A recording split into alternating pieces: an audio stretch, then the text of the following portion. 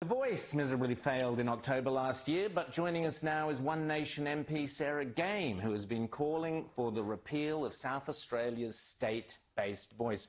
Sarah, great to see you as always. So, South Australia had one of the highest votes against the Voice. Yet now you're going to have a state-based voice. So does democracy not count for anything anymore? What's going on, Sarah? That's right. So what I've done actually is last year, after 64% of South Australians voted against the federal voice, I introduced a piece of legislation called the Voice Repeal Bill, which essentially removes a piece of legislation that our Parliament decided to pass without consulting the people early last year to establish a First Nations voice. And when people ask me, well, what will this bill do? This bill will essentially remove what the government has committed, which is to establish a new bureaucracy of over 100 members. So there will now be over 100 members established here to represent the First Nations people at a cost of over $10 million. And those people actually aren't obliged to do very much. So once we've established the legislated resourcing and remuneration for these individuals, they are not even required to turn up to Parliament if we request them to do so. Rita. Oh, that sounds fantastic. Can you tell us what debate there was before this legislation was passed? Were the Liberals opposing this? Was there any sort of debate in the lead up to the election about the issue?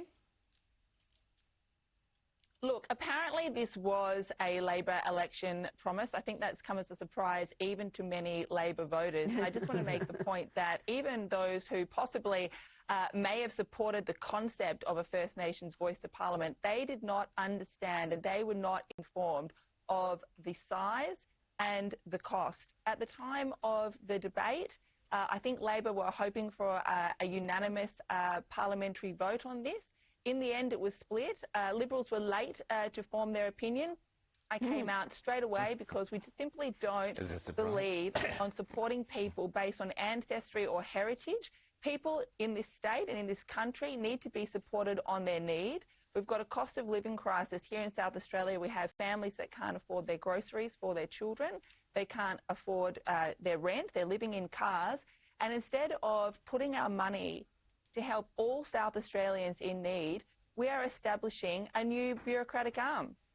James. Sarah, I'm just curious, though. I mean, I'm sure that along with spending all of this money on this representative body and a bureaucracy and a lot of people who wind up collecting money out of this, what are they doing to help people in the Indigenous communities that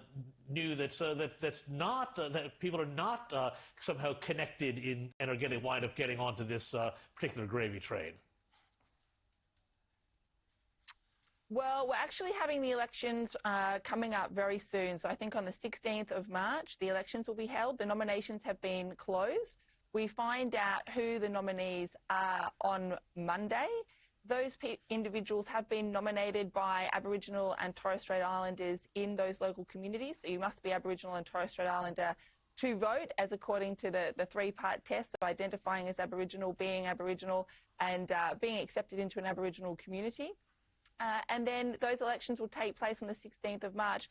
With regards to your question on how we actually make sure that the people are represented, I think we've really failed to do that. When you establish a voice that contains over 100 members and you include in the piece of legislation establishing that it is purely at the whim of that voice, whether they actually represent themselves to Parliament or not, I think that's a complete and utter failure.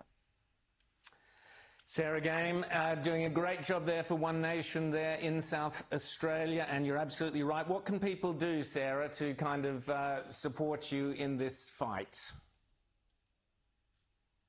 Well, I have had various petitions on my social media if people want to have a look at that.